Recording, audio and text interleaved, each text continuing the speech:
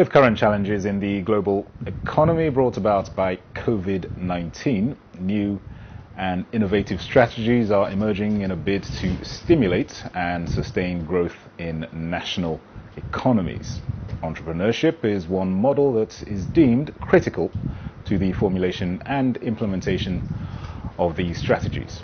Nigeria is not an exception, as entrepreneurship has been promoting Nigeria's economic development, contributing immensely to the country's exit from recession late last year, with agriculture and ICT playing prominent roles. However, even before COVID-19, there have been several challenges that have affected entrepreneurship developments across the country, including access to finance, poor infrastructure, multiple taxation, and inconsistent government policies, among others. Now, how can these challenges be mitigated towards promoting an entrepreneurship culture in Nigeria? Nigeria has the largest economy in Africa, and experts maintain that there is a great potential and prospect for entrepreneurship development. How can this potential of entrepreneurship development be harnessed? Well, these are some topical issues on the front burner of today's edition of the program. I'm Dennis Adigunloye. Welcome to Nigeria Today.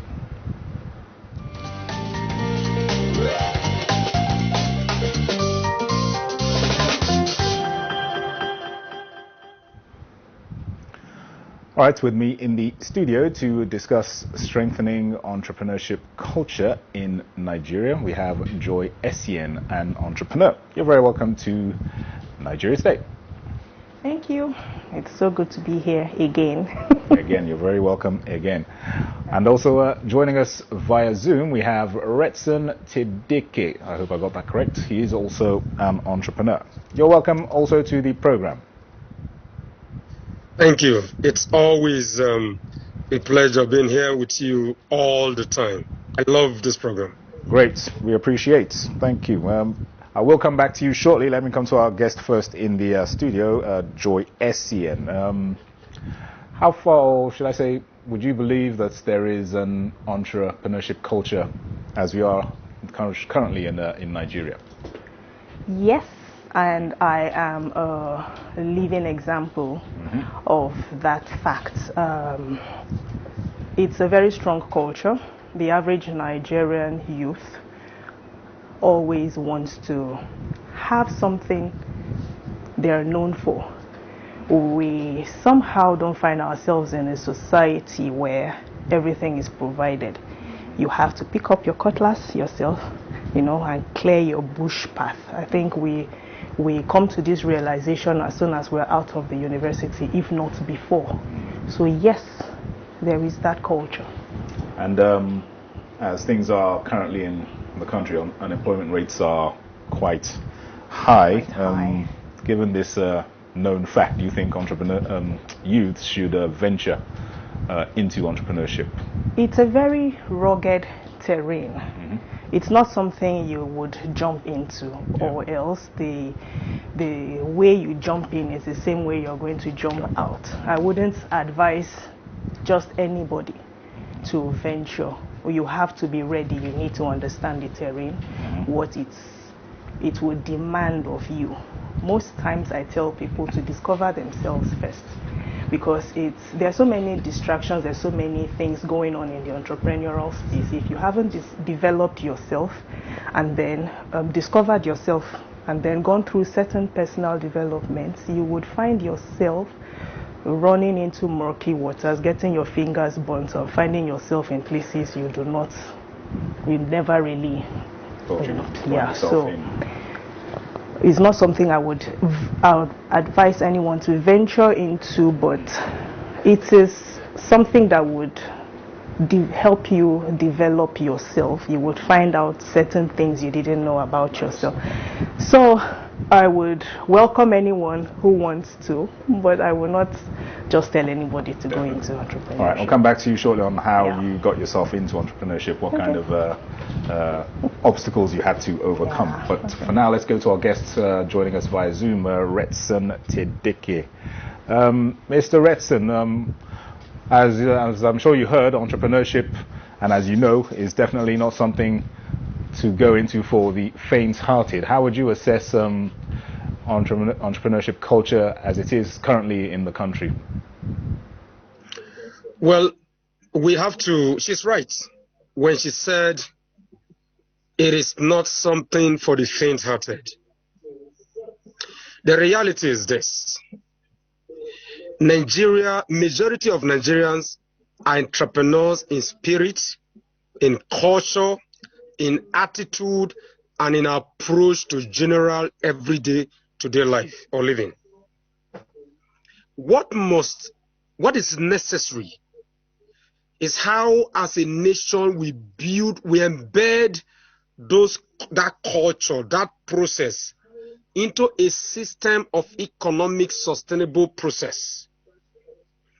Because the reality is this: the small and medium enterprise drive industrialization and regrowth. And if you look at Nigeria, the informal sector contributes a lot towards our growth as a nation. So no matter the challenges that is faced, what is undeniable is that spirit of the Nigerian. And that is why everywhere we go to, they always tell you that if you can survive in Nigeria, there is no place you cannot survive in the world. I always tell everybody that as a farmer, if I can do well as a farmer in Nigeria, I will be a multi-billionaire as a farmer in any country in the world. So while it is tough, while it is hard, while it is difficult to get going in Nigeria because of lack of the infrastructural support, like you rightly said, because of lack of the challenges of policies, or because of lack of government at all levels keen into mobilizing the Nigerian entrepreneurial spirit towards the nationalism effort of growing Nigeria for Nigeria first. The underlying dynamics is that we have survived as a nation so far because of that culture of doing it by every means possible, by every means necessary, and for the greater good of our people. So yes, it's tough, but the reality is simple. This is Niger. Nothing when we know the feet do. And that is how we survive. All right, and given the dwindling oil revenues and impact on the nation's economy, given all that you've just said, the question I put to Joy: would you encourage youths to go into entrepreneurship as a career option in the long term? Absolutely. In short, it is even a blessing to Nigerian youths that we are having the challenges of low oil prices, and it is not going to change in the next decade going forward. So this is the time for Nigerian youth to get engaged in entrepreneurship opportunities across the Nigerian nation, particularly in agriculture. But see, if we are asking the Nigerian youth to get involved, something must change at the state, at the local government level. Look, it is only at the federal government level that there is a semblance of real entrepreneurial support. There is a semblance of real drive to support the Nigerian youth. There's a semblance of real interest toward developing the Nigerian spirit. Now, you cannot survive when only the federal government wants the Nigerian entrepreneurial spirit to be developed at all levels. So, for example, if I, a young man, young Urobo man, can run the biggest community farm project in Nasarawa State and supported by the federal government, it means that there are millions of Nigerian entrepreneurs, young Nigerians who are ready to go into agriculture, define the Nigerian food revolution, define the Nigerian food security problem, define the Nigerian food structure, the Nigerian agricultural structure as a source of solving these security challenges. But they need a foundation to be able to make this work. Because see, every entrepreneurial project opportunities that are available there need financing, need infrastructure, and need the right policy support framework. So, don't tell the Nigerian and young youth to go into agriculture, to become entrepreneurs, and they are going to build their own roads like myself. and they're going to build their own power line like myself, and they're going to build their own dams like myself. No. And nobody should tell us that government has no business in business. Because the West that preached that doctrine, in 2020 alone, American farmers, both young, old, and women, received over $100 billion subsidies to support them. Whereas if you come to Nigeria, you tell us to go into agriculture and we are ready, we don't have tractors, we don't have planters, we don't have combine harvesters, we don't have power. How do you expect us to get this job done? So this is the time, this is the best time our youth must be engaged, and you have to make agriculture sexy. You have to make agriculture interesting. So you have, in my farm, for example, you have a football field, you have a volleyball court, you have badminton court, you have residence, you have DSCV, you have cinema hall, you have all of this. They must see agriculture as a foundation of free national development, and they must see entrepreneurship as the base upon which a nation can be great, can be legendary, and can survive. So yes, this is the moment to reawaken the Nigerian entrepreneurial capacity in our youth, because that is the only path to greatness that this country has. Okay, thanks for that. Coming back to Joy in the studio, give us an idea of what kind of challenges you faced when you were in the early stages of your venture into entrepreneurship. What kind of obstacles did you have to overcome? The first hurdle was funding. That is the most common, the typical challenge that every entrepreneur would face. Banks give loans and all that, but you have to meet certain criteria, and not everyone has their paperwork in order. So the first hurdle was funding. We couldn't get from the bank, even with all our papers intact, but we got from friends. We had built integrity over a period of time. So we tell people integrity is the new currency. There are people who are able to raise money because of their goodwill. So we got very good people around us who were able to invest, and then business was able to take off from there. We didn't get exactly how much we were looking at, but we got enough to start from, and then we started building from there. So that was the first challenge, funding. And then another challenge is trust. We have a backlog portfolio of, we have a very clean record. Okay. So if I come out and tell you this, there is that chance that you would believe me, but not every business has that. Okay. So we had to build trust, especially when you're going to the area we call cold markets, people who don't really know you. You have to assure them that you are genuine, you're legitimate, you're not going to run away with their money. You know, online when we sell products, we let people have that confidence through the kind of content that we give out, that this one is not going to, I'm not going to place an order and this one will block me or run away, you know. So the next step after funding, I think, was that trust. Some people have it, some don't. Some have to, you know, recover from, you know. So, yeah, so these are some of the challenges that we face. And then I think another pressing one has to do with the logistics, moving products from one place to the other. This is where security comes into play, and sometimes you hear stories at the park where you want to send goods that some buses were attacked, some people were kidnapped, and it stalls business. I think it affects everyone who has a product-based business. Yeah. Okay, well, so we'll come back onto this point, but for now, we'll take a quick break. The program is Nigeria Today. Stay with us. We'll be back after this.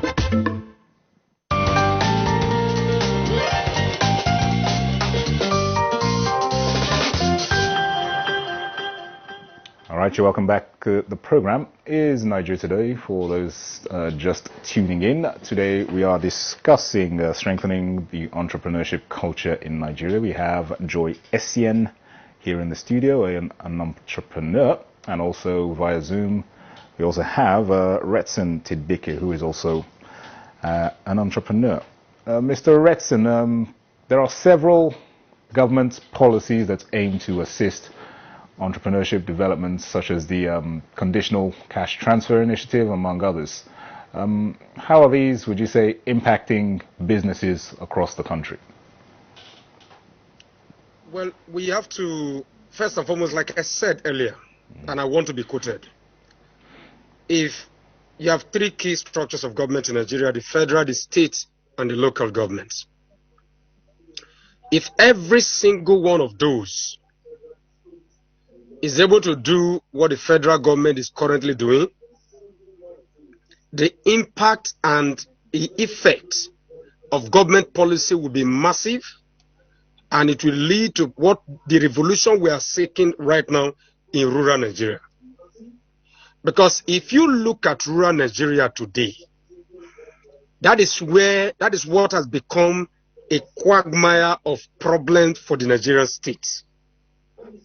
It needs to become the opportunity that it should be. We must deploy that population into productive use for the interest of the Nigerian state. So if you talk about the conditional cash transfer for the elderly, if you talk about the COVID support program for the federal government for Nigerian youth, about 20 farmers from around me in Gate, Kokona local government, got that support from the federal government.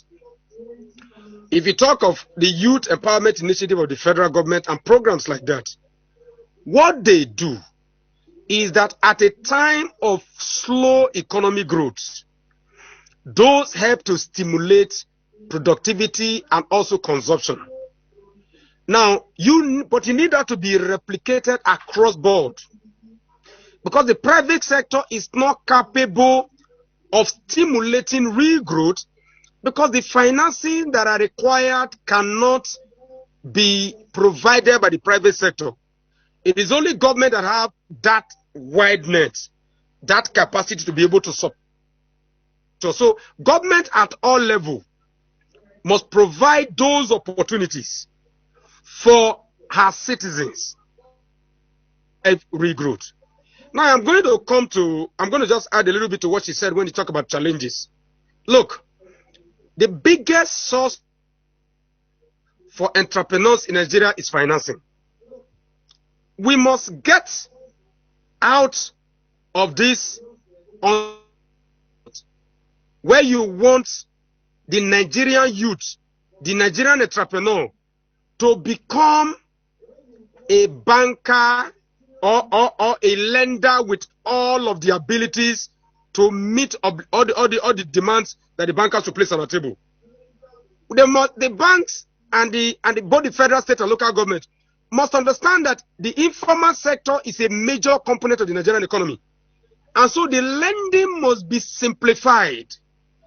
If companies like Kia, for example, are able to lend to people like us, okay, without asking for collateral, why should the federal, state, or the local government and the banks be asking me, who is in rural Nigeria, to provide collateral in Abuja or Lagos? Where am I going to see it?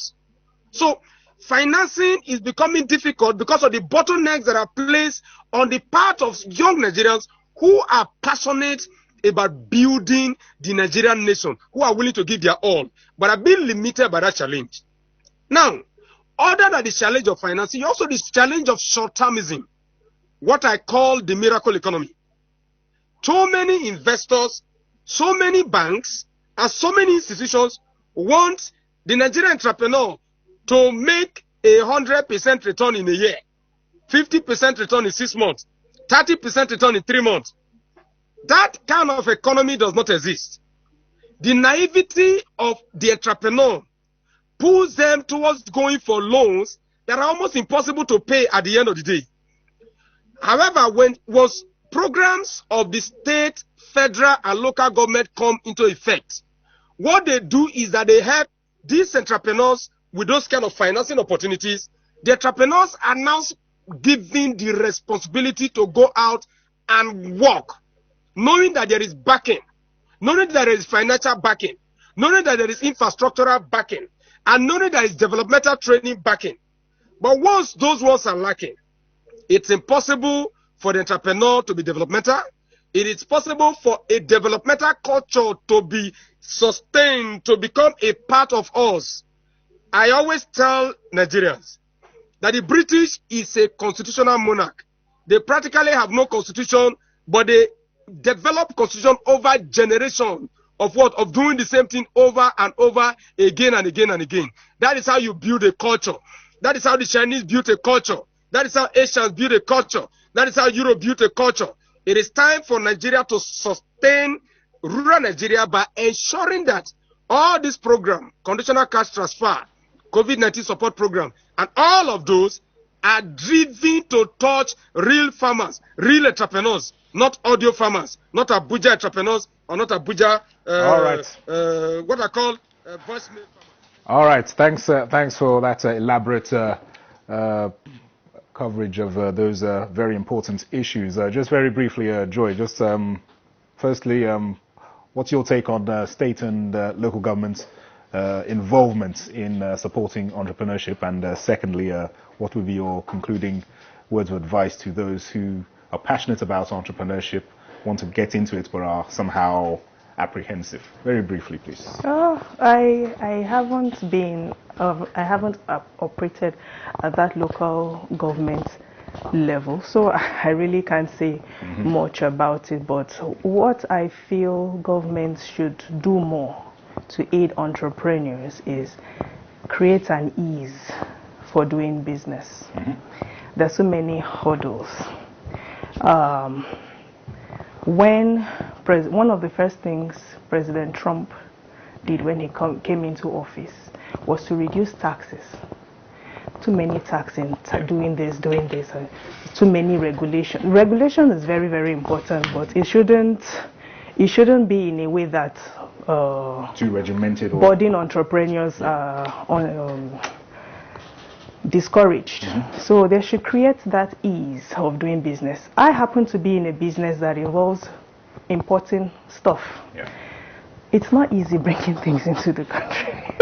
I can imagine that. Yes. Yeah, so I just want to lay emphasis on this ease of doing business. What was the second question? Your brief words of encouragement to those who are passionate about entrepreneurship who want to get into it. Yes, there are going to be a lot of hurdles. You should be ready. There are times where you go through and you fall back and remember your why. Entrepreneurship is basically solving